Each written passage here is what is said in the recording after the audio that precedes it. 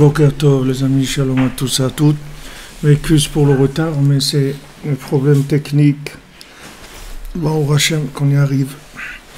Alors, excellente journée, Rev Rosh Chodesh Adar, de mois d'Adar.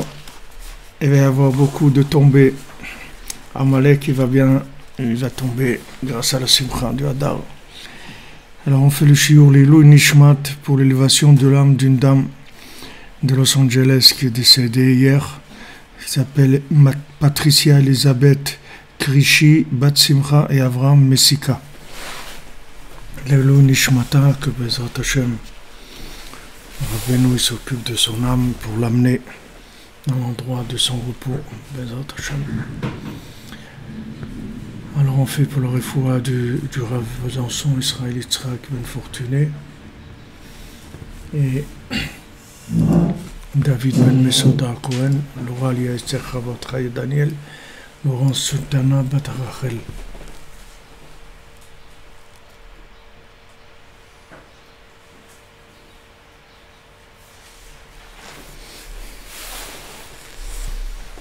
Allah Betzlacha à tous, qu'on ait des bonnes nouvelles de tout le monde, qu'on n'entende que des bonnes choses. Donc dans notre Torah 54, on a vu hier que même quelqu'un qui comprend, qui sait déchiffrer les choses de ce monde. Attendez, un petit problème.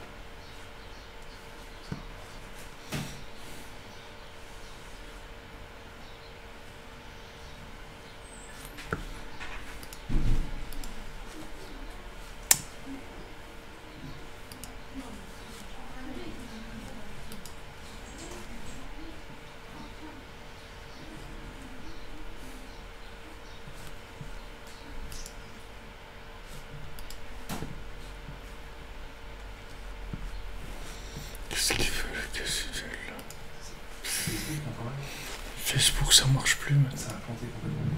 Complètement. Je suis sorti du compte. Je suis plus sur le compte. J'arrive pas à me reconnecter. Je sais pas si c'est ça.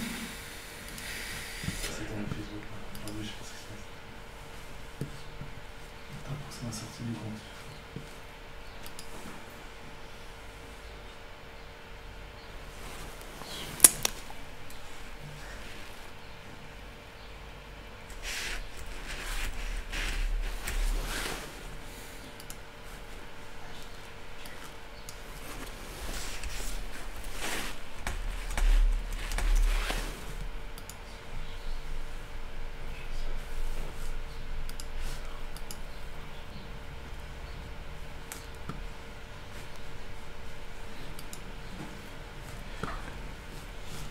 Non, ça marche plus. Le truc qui va plus là.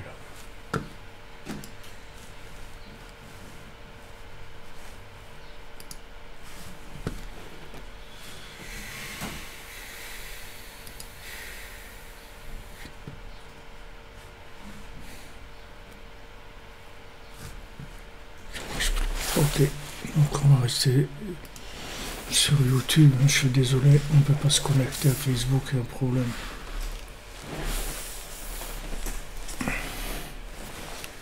Regarde, c'est quelqu'un qui peut aider, je sais pas, d'un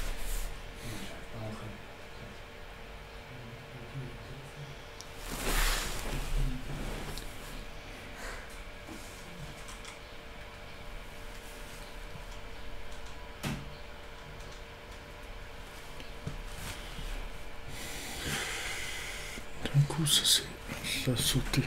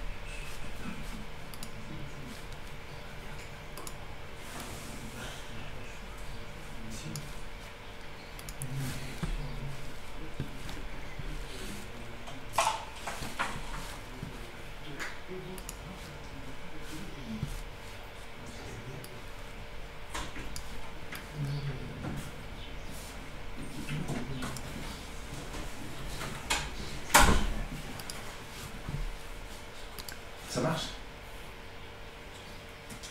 Sur son bracelet, il dit que ça marche. C'est nous que ça a pété. Ça marche sur Facebook? Mais est-ce que tu la vois la vidéo? Tu la vois? Il la voit. Sur Facebook? Ouais, sur Facebook. Ok, alors on avance. Ah, elle est interrompue. Ouais, c'est interrompu, c'est interrompu. Ouais, c'est interrompu. Ah, mets le lien. Moi, j'arrive plus à rentrer, alors mets le lien juste Facebook, YouTube. Mets le lien YouTube. Ok. Eh ben, c'est bon. Mettre le lien, c'est ce que tu peux faire. Ouais. Tu peux mettre le lien, c'est ce que tu peux faire. Lui, il n'a pas accès au compte. Il va mettre le lien sur Facebook. Mais nous, c'est bizarre, ça a pété, je peux même plus rentrer. Non, non, moi, je peux plus. Je voulais pas changer. Il y a quelque chose qui a sauté.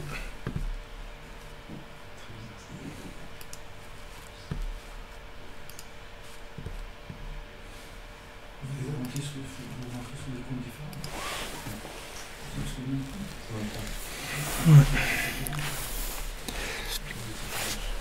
Donc on a vu hier que même si quelqu'un il connaît ce monde-là, c'est-à-dire il sait interpréter les remazim, les allusions d'Hachem, les appels d'Hachem, il sait interpréter, c'est-à-dire il sait repérer la spiritualité dans la matière, c'est-à-dire il est dans un très grand niveau, c'est-à-dire il connaît le langage d'Hachem, de la création, c'est-à-dire il sait exactement qu'est-ce que veut dire Hachem à travers chaque situation qu'il peut vivre dans ce monde.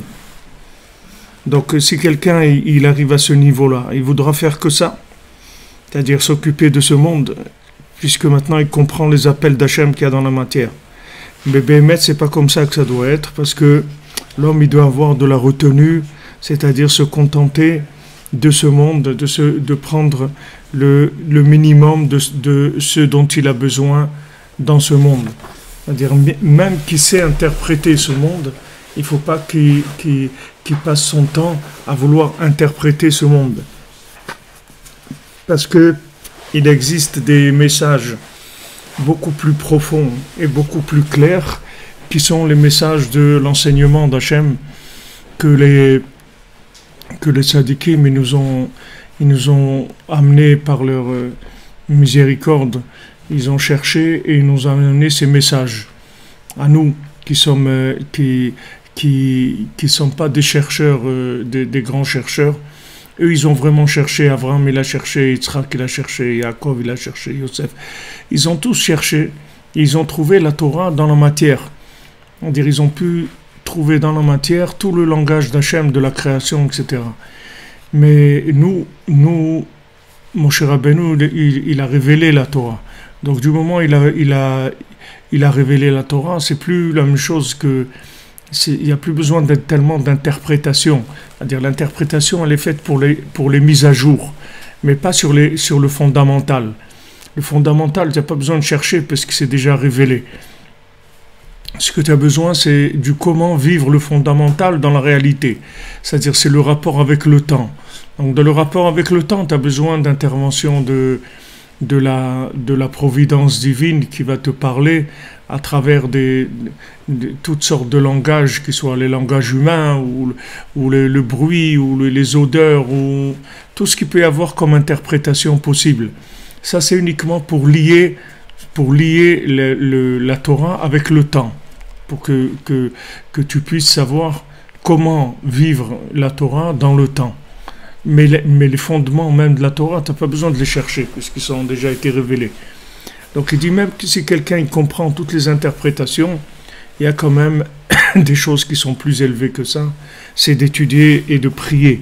C'est beaucoup plus élevé que ça. Et en plus que dans ces endroits-là, la deuxième chose qu'il nous a dit Rabbeinu, c'est que dans ces endroits-là, il y a beaucoup de clipotes, c'est-à-dire il y a beaucoup de choses qui sont négatives. Donc le fait de circuler dans ces endroits, même si quelqu'un vient avec une bonne intention, mais ces endroits-là, ils sont complètement dominés par le côté négatif. Donc il faut faire attention à sa présence dans ces endroits-là. Même si ces endroits, on peut comprendre des choses. Comme on voit celui qui a le grand Tana qui a été répondre au philosophe d'Athènes. Il a été Rabbi Yehoshua ben Levi. Rabbi Yehoshua ben Levi, il a fait une grande discussion avec les philosophes d'Athènes. et en fin de compte, il les a gagnés.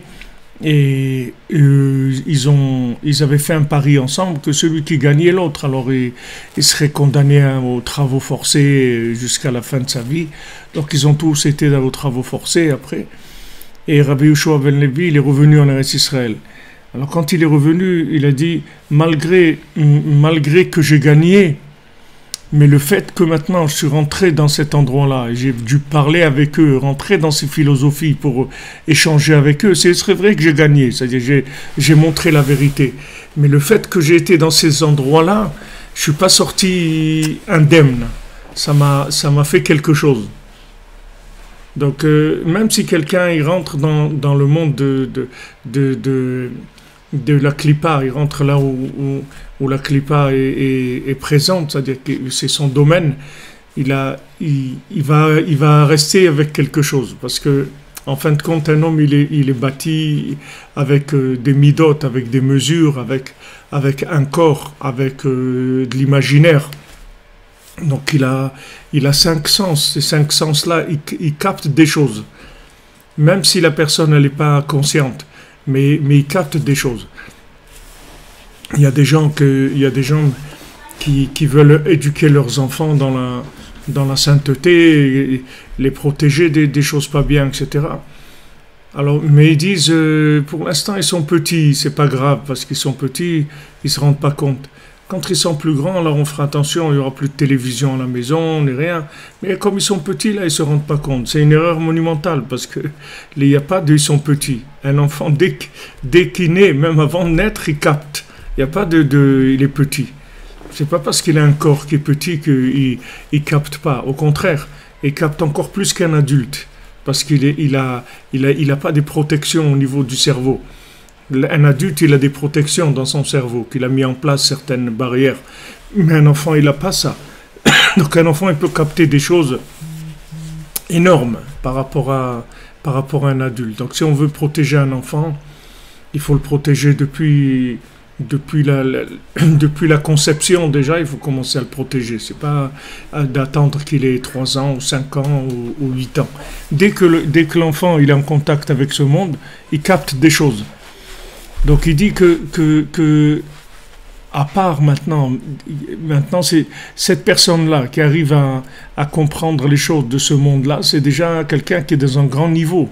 Malgré ça, il dit cet endroit-là d'interprétation des messages d'Hachem à travers la matière, ça reste quand même un domaine qui est dangereux.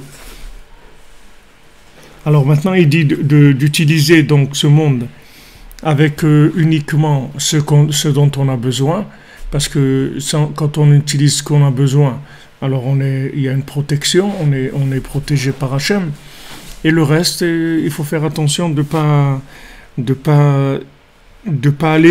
sortir pour rien, c'est-à-dire de pas être en contact avec ce monde sans avoir un but clair qui est en rapport avec le but final. On dit qu'il faut que la raison pour laquelle je veux mettre en contact avec ce monde, elle soit en rapport avec le but final. Donc que ce soit pour ma famille, que ce soit pour mon travail, que ce soit pour aller apprendre des choses, tout ce qui est par rapport au but final, il n'y a pas de problème, il y a une mémoire qui va fonctionner à l'intérieur pour me protéger. Mais ce qui n'est pas en rapport avec le but final, ça devient un domaine extrêmement dangereux.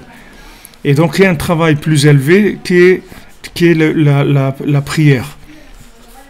Alors maintenant, entre parenthèses, Rabbi Nathan, il va ouvrir un petit peu dans la Torah, il va ouvrir un peu cette notion, expliquer un petit peu cette notion. Haïnou, shafilu atzadik vachacham sheishlomo argadol. C'est-à-dire que maintenant, même le tzaddik, le chacham, c'est-à-dire il est tzaddik et chacham. Tzaddik et chacham, ça veut dire, tzaddik c'est dans les midot, c'est-à-dire il est tzaddik dans le comportement, c'est-à-dire il est entièrement juste dans son comportement, et chacham, ça veut dire il a la sagesse, il a la compréhension véritable, c'est-à-dire il a la chokhma, la bina, le da'at, il a toutes les fonctions de l'esprit qui sont en place.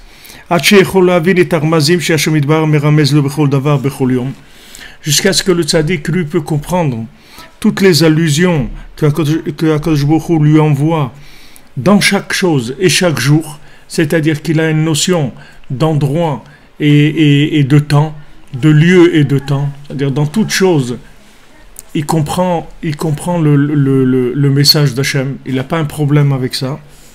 Afilou beiskerol, même dans des choses qui sont entièrement profanes, il n'a aucun problème de comprendre les messages d'Hachem. Et donc il peut servir Hachem en utilisant tout ce qu'il y a dans ce monde. Parce que il sait connecter tout. C'est-à-dire qu'il sait repérer à la divinité qu'il y a dans chaque chose et il la connecte. Il n'a pas un problème. Même des choses qui sont entièrement profanes. Maintenant, si quelqu'un il sait faire ça, alors il voudra faire que ça. Il sera que dans des choses qui sont profanes. Puisque maintenant il comprend les allusions qu'Hachem lui fait à travers la matière. Et il peut se rapprocher du service divin grâce à ces choses-là. C'est-à-dire il peut avoir des interprétations qui sont valables il se trompe pas. C'est-à-dire que quand il vit une situation, il voit une situation profane, il sait l'interpréter comme il faut. Aval behemet enoken. Mais behemet, c'est pas comme ça. C'est-à-dire qu'on peut pas passer son temps à vivre dans l'interprétation de la divinité qui se trouve dans la matière. Même un tzaddik, il peut pas faire que ça. Qui assure l'herbot biske olamazé. Parce que il y a une interdiction d'augmenter la dose de ce monde. Tu ne peux pas augmenter la dose de ce monde. Même si tu le maîtrises, même si tu sais interpréter, tu ne peux pas augmenter la dose. C'est-à-dire dans ta façon d'être construit, comment Hachem il nous a construit, on a en nous des besoins qui sont physiques, matériels. Ces besoins physiques et matériels, il faut les combler. D'accord ? Par rapport à un SMIG. Un SMIG, il faut manger correctement, il faut avoir de quoi vivre, il faut s'habiller correctement, il faut avoir une maison. Chacun ce qu'il a besoin pour fonctionner dans ce monde normalement, correctement. Il n'a pas besoin il n'a pas besoin de se priver. Normalement, c'est tout, il vit normalement. Ok. Ça crée un équilibre de rapport avec le monde. Mais maintenant, même si cette personne-là, dans ces choses qu'elle fait, c'est-à-dire dans la nourriture, dans les vêtements, dans l'argent, le travail, les rapports humains, tout ça, elle a un échange qui lui permet de s'enrichir spirituellement, elle n'a pas le droit de dépasser ce dont elle a besoin. Parce que si elle dépasse ce dont elle a besoin, elle n'est plus en mode bénéfique. Elle passe en mode qui commence à être négatif. Comme la nourriture, si tu dépasses ce dont tu as besoin dans la nourriture, même si ça te fait plaisir de manger et que tu peux manger encore, si tu n'as plus besoin de manger, il ne faut pas que tu manges, même si ça te fait plaisir de manger encore. Parce que ton corps, il n'a plus besoin de cette nourriture. Donc si tu lui donnes encore trop à manger, il va se détruire, tu vas amener du mal en toi. Donc même maintenant, si je sais interpréter la matière de façon à comprendre le spirituel dans la matière, je n'ai pas le droit de dépasser ce dont j'ai besoin. Parce que là, je vais dans un monde où j'ai pas accès, c'est-à-dire j'ai pas les accès protégés pour ça. Pourquoi ? Parce que j'ai pas besoin. Donc si j'ai pas besoin, ça devient quelque chose qui est dangereux, parce que j'en ai pas besoin. Si j'ai besoin, c'est pas dangereux. Mais si j'ai pas besoin, alors ça devient dangereux. Donc je dois me contenter de ce monde, de prendre tout ce dont j'ai besoin, il n'y a pas de problème, mais pas dépasser les besoins. Parce que si je dépasse les besoins, je vais me trouver dans des soucis, des gros soucis. Donc même un tzaddik qui doit faire attention à ça. C'est pas des gens comme nous, c'est sûr. Parce que nous-mêmes déjà, dans ce qu'on a besoin, c'est dangereux pour nous. Mais un tzaddik, que lui, il n'a pas un problème de tomber dans l'emballage de la matière, dans le côté du plaisir ou autre, c'est rien du tout. C'est quelque chose qui ne lui parle pas du tout, qui ne l'intéresse pas. Malgré ça, son rapport avec Hachem, dans la matière, il doit être limité par rapport à sa structure, à lui, pas plus. C'est tout. Alors là, il va interpréter les messages, etc. Mais en dehors de ça, il a un rapport beaucoup plus profond et direct avec Dieu que la prière et l'étude. Pour les deux raisons dont on a parlé avant. Une fois, la première raison,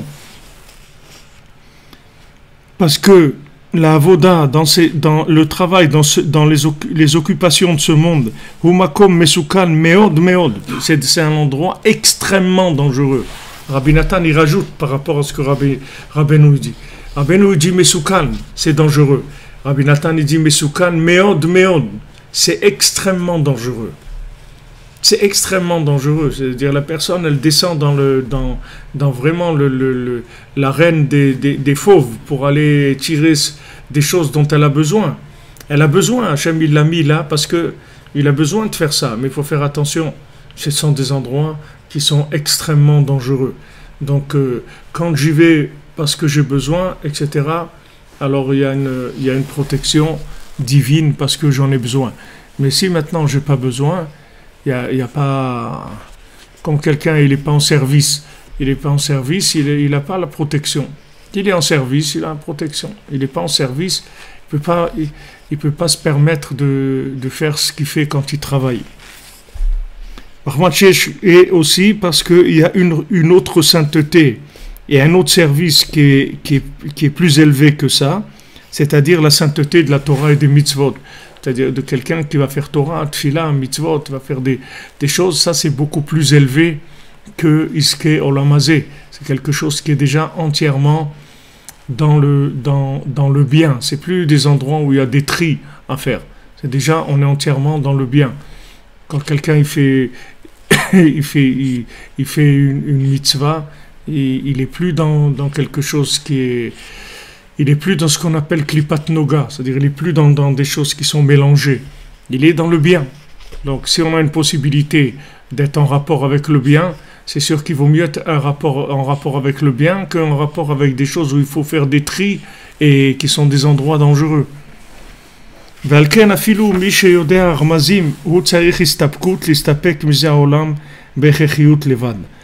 celui qui connaît les remazim, c'est-à-dire qui sait interpréter les allusions, il doit avoir de la istapkut, c'est-à-dire il doit avoir de la retenue, de se retenir, c'est-à-dire de se contenter de ce monde-là uniquement pour les nécessités.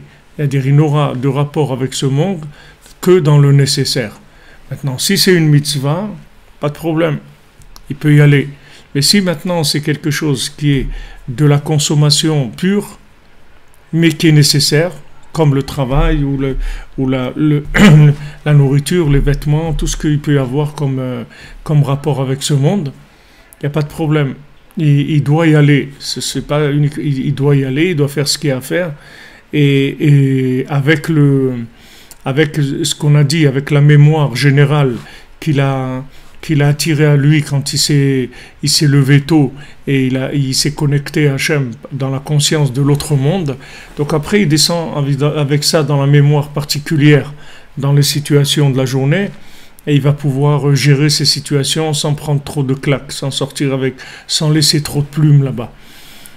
Alors, ça c'est la méthode que Rabbeinu nous a donnée. Tu te lèves, là tu te branches à l'autre monde, et après quand tu descends dans la journée dans ce monde-là, parce que tu dois faire des choses, tu vas être conscient de l'autre monde, ça va te protéger de manière à ce que tu tombes pas.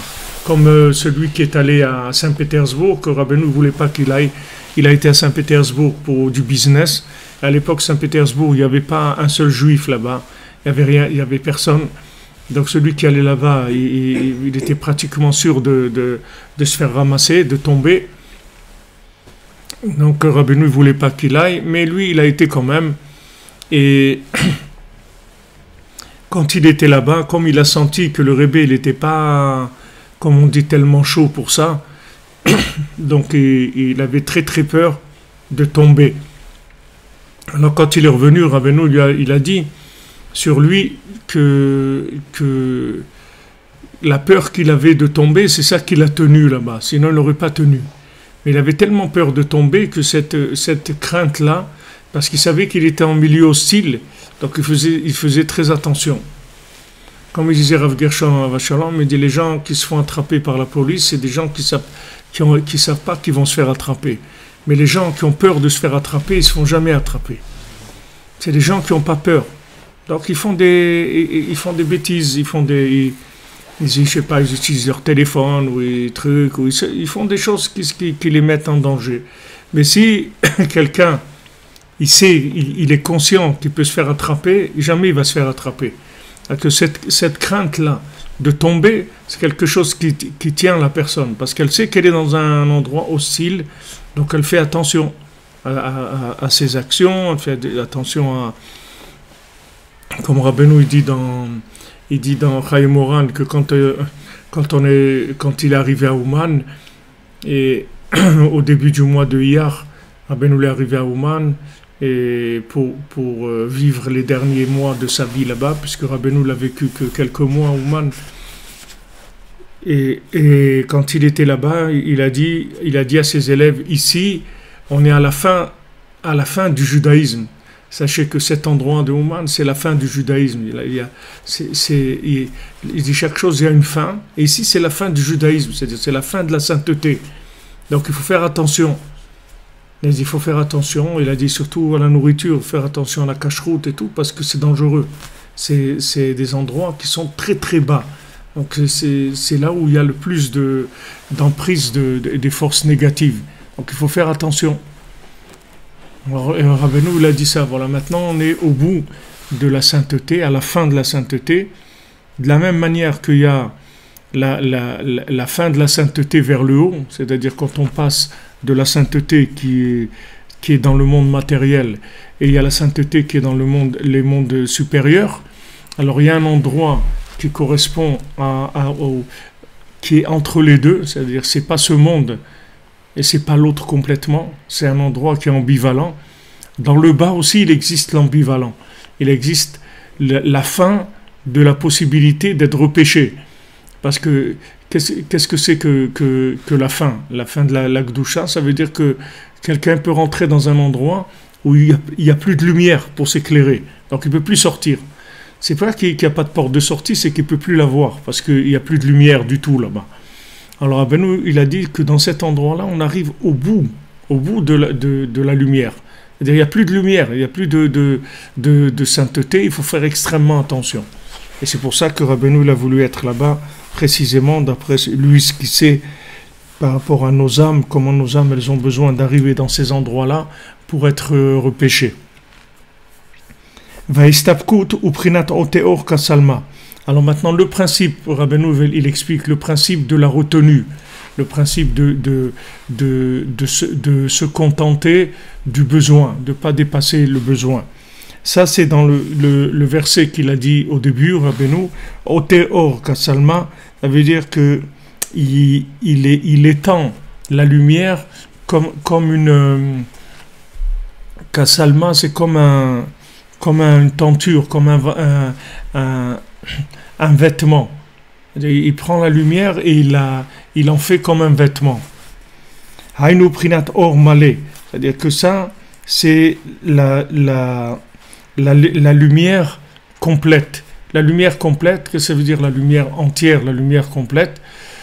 La lumière complète, c'est quand il y a eu une contraction de la lumière, de manière qu'elle soit adaptée à l'individu. Alors à ce moment-là, ça s'appelle la lumière complète. La lumière complète, c'est quand on me fournit la lumière, mais dans des proportions qui sont adaptées exactement à mes récipients, c'est-à-dire à ce que je peux vivre, à ce que je peux comprendre, à en quoi je peux m'engager, etc. Si la lumière, elle est calculée par rapport à tous ces éléments-là, alors ça s'appelle la lumière pleine lumière. Pleine lumière. C'est comme si tu prends une ampoule. Cette ampoule-là, maintenant tu vas voir qu'est-ce que c'est comme ampoule. C'est une ampoule 20 watts, c'est une ampoule 5 watts, c'est une ampoule 1000 watts. Tu définis l'ampoule, quelles sont ses capacités, et tu lui fournis l'énergie électrique qui va alimenter 5 watts ou 10 watts ou 1000 watts, selon l'ampoule. Alors une fois que tu as défini l'ampoule, tu vas trouver la lumière adaptée par rapport à cette ampoule pour l'optimiser, pour qu'elle soit au maximum. Donc ça s'appelle Oteor Kasalma, c'est-à-dire que Akadosh Baruch Hu, il prend la lumière et il en fait un vêtement, c'est-à-dire il l'étend comme un vêtement, c'est comme un vêtement qui est à la taille de la personne, plus grand c'est pas ça, plus petit c'est pas ça, c'est-à-dire à sa taille exactement. Comme des fois tu mets un vêtement, tu te sens bien dedans. Il y a des vêtements, tu te sens pas bien. Il est neuf et tout, mais tu le mets si tu te sens pas bien. Il y a des vêtements, tu le mets, tu te sens bien dedans parce que tu sens que il t'enveloppe bien. C'est-à-dire, tu sens qu'il est bien adapté à toi. Donc la lumière, le full light, la lumière, pleine lumière, c'est pas à fond. Ça veut pas dire full light, ça veut pas dire la lumière très forte. Ça veut dire la lumière entièrement adaptée à moi. C'est ça, full light. C'est-à-dire que quand cette lumière, elle va se mettre en contact avec moi, elle va me donner le maximum d'énergie que je peux avoir. C'est-à-dire je vais être optimisé dans toutes mes façons d'être. Et si maintenant, j'arrive pas, ça veut dire que soit j'ai pas assez de lumière, soit j'en ai trop. Mais c'est pas adapté à moi. Parce que trop et pas assez, c'est la même chose. C'est pas adapté, c'est tout. C'est la même chose. À part que trop, l'ampoule, elle va brûler, et pas assez, elle va pas marcher. Mais le résultat, c'est le même, c'est qu'il n'y a pas de lumière. Mais il peut y avoir pas de lumière, et en même temps, au passage, on a brûlé l'ampoule, et il peut y avoir pas de lumière. Pour l'instant, on a fourni du 5 watts sur une ampoule 1000 watts. On ne voit même pas de traces de lumière. Okay. Dans les deux cas, il n'y a pas de lumière, mais le cas où c'est trop, le point de retour, il est très très difficile, parce que les récipients, ils sont brûlés. Il y a des gens qui ont brûlé leur récipient, le retour il est très difficile. Celui qui a été trop doucement, ok. Il a été doucement, c'est tout. Un jour, Bezat Hashem, il va accélérer, il va doucement. Mais celui qui a été trop fort, c'est très difficile de revenir. En tout cas, les deux, ils ont le même statut, c'est l'obscurité. Il n'y a pas de lumière. Qui a Rechaim She'elan Mistapkut. Alors maintenant, Rabbeinu définit carrément celui qui n'a pas d'istapkout, celui qui n'a pas de retenue. Rabbeinu, il l'appelle un rachat. Il dit c'est ça les rechaim. Les rechaim, les mécréants, les méchants, comme on dit, c'est des gens qui n'ont pas de retenue. Ils savent pas se retenir. C'est-à-dire, sans arrêt, ils consomment sans arrêt, ils ne s'arrêtent pas. Et tout ce qu'ils peuvent consommer, ils consomment. Beprinat ou Beten Rechaim Tersar. Comme c'est écrit, le ventre des Rechaim, des méchants, il est manquant. C'est-à-dire qu'ils aimeraient avoir un autre ventre pour pouvoir manger plus. Parce qu'ils sont très embêtés que leur ventre s'est rempli. Parce qu'ils ne peuvent plus continuer à manger, ça y est, le ventre est plein. Mais eux, ils aimeraient continuer, mais ils ne peuvent plus parce que le ventre est plein. Donc il dit le ventre des méchants, il leur manque toujours un ventre. Il n'est jamais assez grand, leur ventre. Ils auraient besoin d'un ventre plus grand pour pouvoir mettre plus de choses. C'est une image par rapport à la nourriture, parce que c'est là où on comprend le mieux, puisque la poche de l'estomac, c'est elle qui va arrêter la personne. Mais c'est quelque chose qui est valable pour tout. C'est-à-dire il y a par exemple le besoin de se reposer, le besoin de dormir, etc. S'il n'y avait pas ça, alors la personne, elle aurait continué à faire des bêtises sans arrêt. Mais comme à un moment, elle s'écroule de sommeil, alors voilà, pendant qu'elle dort, elle ne peut pas faire de bêtises. Mais elle va au maximum, c'est-à-dire ça lui manque. Si elle pouvait ne pas dormir, alors elle n'aurait pas dormi pour continuer encore à faire des bêtises sans arrêt. Donc ça, c'est le principe des Rechaim qui sont Meorot Traser, c'est-à-dire qu'ils manquent de lumière. Ils manquent de lumière, c'est-à-dire qu'ils sont dans un principe de manque d'obscurité. Cette obscurité, elle vient par un déréglage du récipient par rapport à la lumière. Beprinat me'erat Hashem bebet racha, comme c'est écrit dans Michelet, que me'erat Hashem bebet racha. Me'erat Hashem,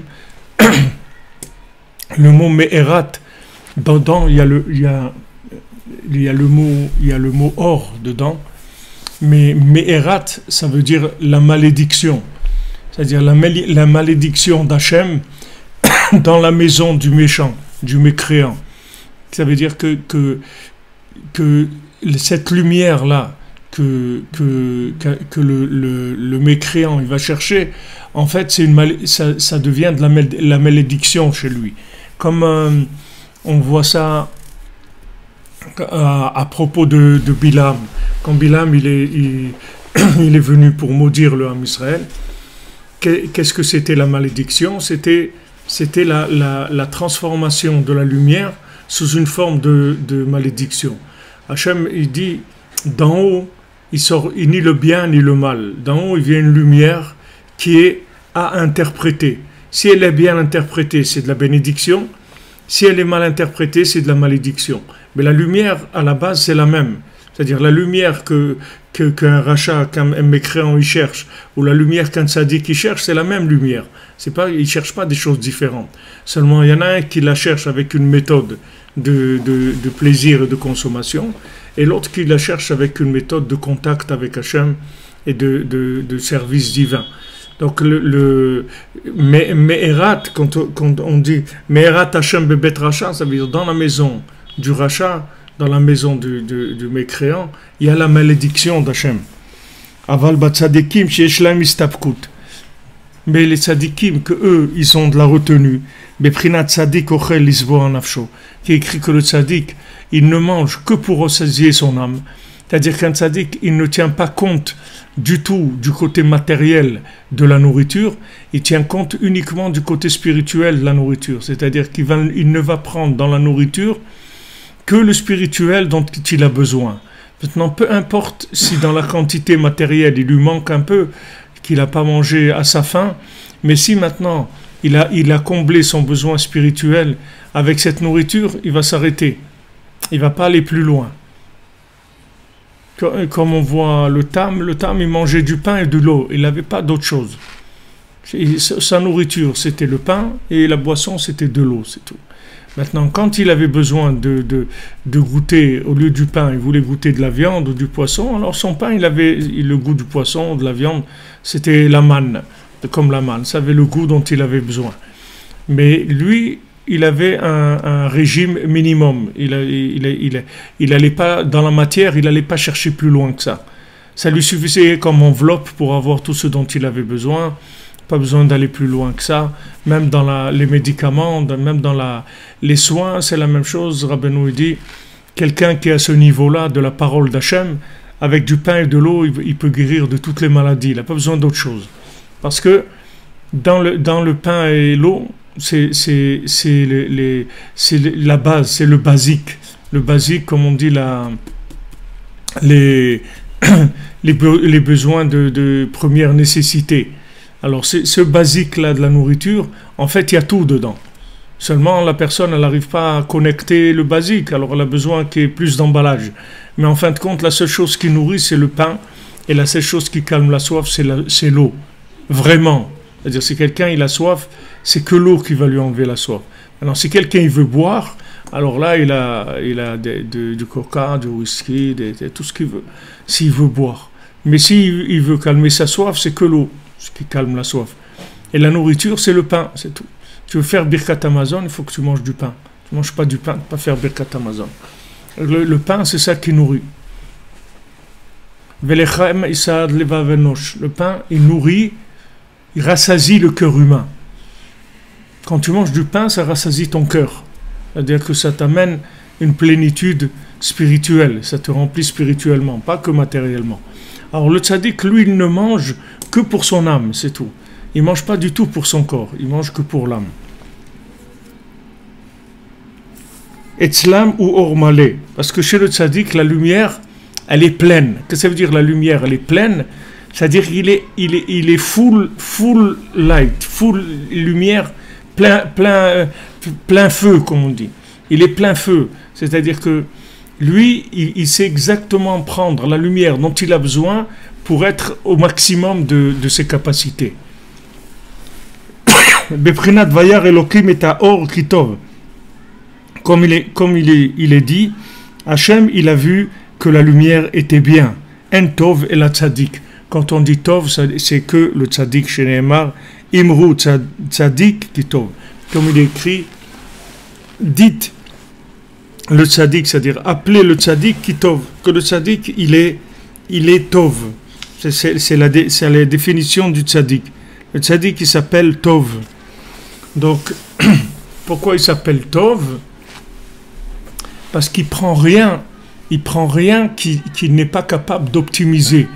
Il prend rien de ce monde qu'il ne peut pas optimiser. Vous voyez le Baal Shem Tov, il ne gardait pas l'argent. Le soir, s'il avait de l'argent, il le donnait à la tzedaka ou il achetait ce qu'il avait besoin pour la maison, mais il ne gardait pas d'argent. Parce que l'argent, c'est quelque chose qui est à interpréter. Puisque l'argent, c'est quelque chose qui n'a pas quand les gens ils disent l'argent n'a pas d'odeur, ça veut dire que l'argent, pour l'instant, c'est une énergie qui n'a pas encore été traduite en quelque chose de bien ou quelque chose de mal. L'argent, c'est ni bien ni mal. C'est quelque chose c'est un moyen. Donc ce moyen-là, on va voir qu'est-ce qu'il va donner après. Mais pour l'instant, on ne peut pas savoir. Quelqu'un, il a 100 euros, il peut acheter avec de la nourriture, il peut acheter de quoi aider quelqu'un, il peut acheter de la drogue, il peut n'importe quoi. C'est un potentiel. Il peut faire ce qu'il veut avec. Et c'est la chose la plus large au point de vue potentiel qu'il y a dans le monde. Donc l'argent, c'est quelque chose qui va être extrêmement délicat à gérer, parce que si on a des mauvaises midotes, si on a des mesures en nous qui sont détraquées, c'est-à-dire si on est déséquilibré, donc l'argent il va traduire ce déséquilibre dans une consommation qui va être aussi déséquilibrée. Donc, le tzaddik, lui, c'est que tov, il n'y a pas de problème. Avant, quand c'était des sociétés de troc, c'était beaucoup mieux. Parce que tu allais changer que ce que tu avais besoin. Tu vas pas changer, tu vas pas donner, disons que toi tu as des moutons, alors tu vas changer ces moutons avec du bois par exemple. Mais tu vas pas aller changer ces moutons pour quelque chose que tu n'as pas besoin. Ça va pas te venir à l'esprit. Parce que voilà ce que tu as des moutons. Et l'autre, tu vas chercher quelqu'un qui a du bois parce que tu as besoin de faire une table ou des chaises ou un lit ou quelque chose. Tu vas échanger. C'était beaucoup plus facile. C'est-à-dire qu'on était beaucoup plus protégés.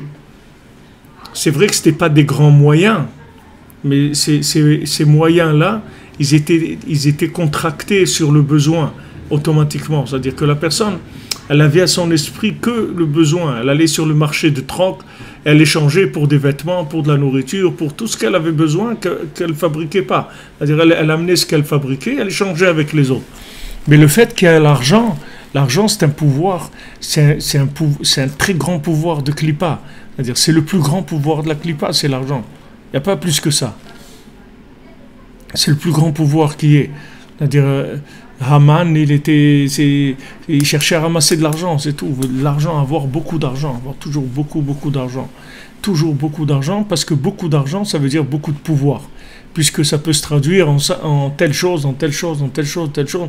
Donc ça va donner beaucoup de pouvoir. Alors le tzaddik, il fait attention à l'argent. Donc le Baal Shem Tov, il faisait attention, ne gardez pas l'argent. Maintenant Rabbi Nachman, il dit, moi je peux garder l'argent, je n'ai pas un problème avec ça.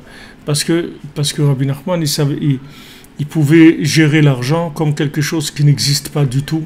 Donc il pouvait l'utiliser au moment où il avait besoin par rapport à ce dont il avait besoin. Ce n'est pas quelque chose qui allait contraindre sa vie à quoi que ce soit.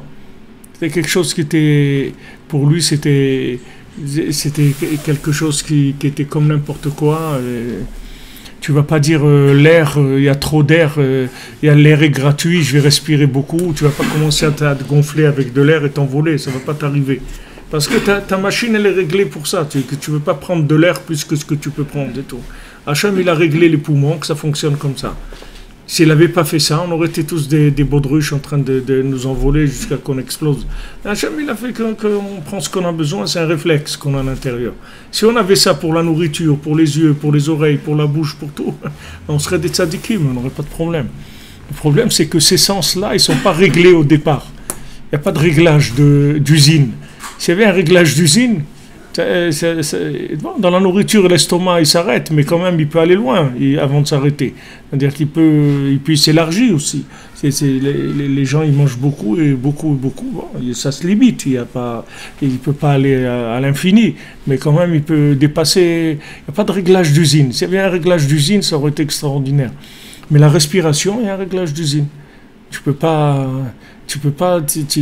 mettre plus d'air que ce que tes poumons ils contiennent et tu respires par réflexe, il n'y a pas de problème. Mais le reste, il n'y a pas de réglage d'usine. C'est là où il va falloir travailler. Alors le tzaddik, il s'appelle Tov pour ça. Pourquoi? Parce que Tov, ça veut dire adaptation de la lumière au récipient. C'est ce que ça s'appelle Tov. Tov, ça veut dire que je sais exactement, je connais les mesures. C'est ça, Tov. Comme tu prends une recette de cuisine, il y a des mesures. On te dit, voilà, tu vas mettre 12 grammes de ça. Tu dis, mais pourquoi 12 grammes? Je peux mettre 15, 20. Non, si tu mets ça, la recette, ça ne va pas être la même. Si tu veux la recette exacte, il faut que tu respectes toutes les mesures. Et à ce moment-là, ça va sortir Tov, ça va être bon. Parce que c'est avec toutes ces mesures que la chose, elle va marcher. Alors le tzaddik, il s'appelle Tov uniquement parce qu'il sait mesurer la lumière. C'est-à-dire, c'est pas un consommateur de lumière. Il fait très attention. Même Moshe Rabbeinu, où tu vois des grands tzaddikim comme ça, ils ont fait attention. Ils ont fait attention de ne pas aller au-delà. Ils attendaient que quand ils arrivaient à ce qu'ils sentaient que c'était une limite, alors ils s'arrêtaient. Et ils attendaient que Hachem, il dit, viens, rapproche-toi plus, viens plus près. Mais c'est pas de lui-même qu'il allait plus près, parce qu'il avait peur. Il avait peur d'aller au-delà. Et quand il a été au-delà, qu'il a frappé le rocher, par exemple, pour faire sortir l'eau, alors c'était catastrophique. Parce qu'il a utilisé un peu de forcing. Il a forcé un petit peu. Ça y est, quand tu forces un peu, c'est plus Tov. Tov, ça veut dire que la lumière et le récipient, ils sont parfaitement en équilibre tous les deux. Ça s'appelle Tov. Sinon, c'est pas Tov. Alors, la différence, en fait, entre un rachat et un tzaddik, c'est que le dosage de la lumière par rapport au récipient, c'est tout. Un rachat, c'est quelqu'un qui fait de la lumière plus que ses récipients, c'est tout.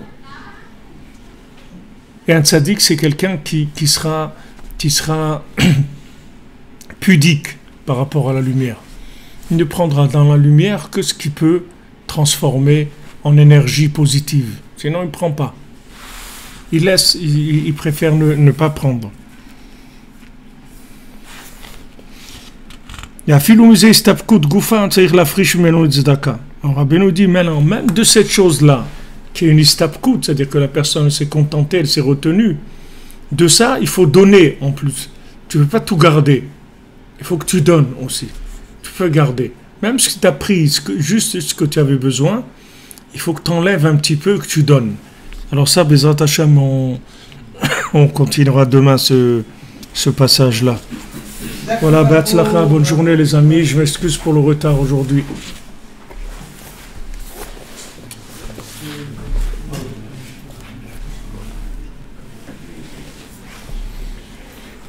Les amis, bonne journée, que des bonnes nouvelles. Et je m'excuse pour Facebook, je sais pas, aujourd'hui on n'a pas eu ça n'a pas marché, l'histoire Facebook, elle n'a pas marché. Donc on va essayer on va voir les réglages, je sais pas pourquoi. Pourtant ça a l'air de fonctionner, là, je sais pas. Les attachements. Que des bonnes nouvelles les amis. Merci de votre présence et de votre soutien, d'être là avec nous. Et on avance bien.